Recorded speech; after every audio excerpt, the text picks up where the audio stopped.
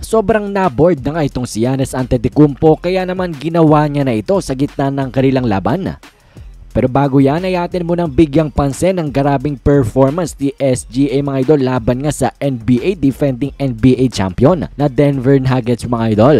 Well, tinalo nga nila ito mga idol para umuhusad sa 16-8 record at para maging number 2 nga dito sa Western Conference kung saan si SGA nga mga idol ay may 25 points and 8 assists pero ang kanyang pinakamalapit na ginawa mga idol ay itong ang game winner laban nga sa Denver Nuggets. Clutch talaga itong player na si SGA.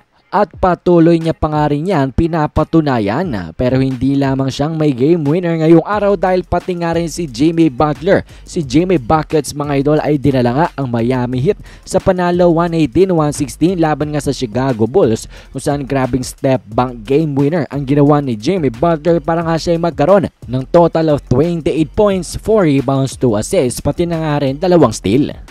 At ngayon ay atin ang pag-usapan itong si Giannis Antetokounmpo na na-board nga sa laban nila.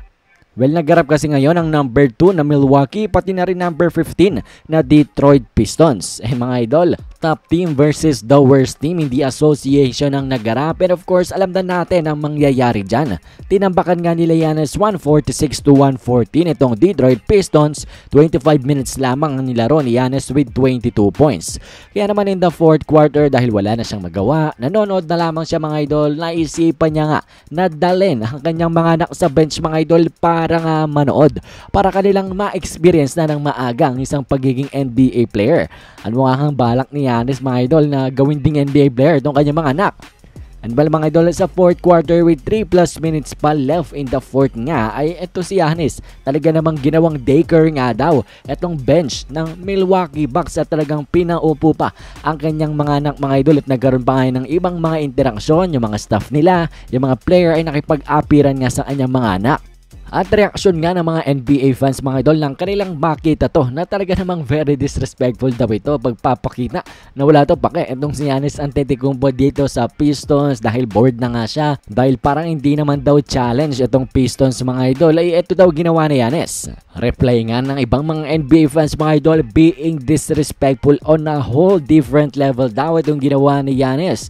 Bring your kids to work day when you play the Pistons. Hindi niya nga daw wala mga idol pero this is disrespectful nga daw. Sabi naman ng isang fan na embarrassing nga daw ito.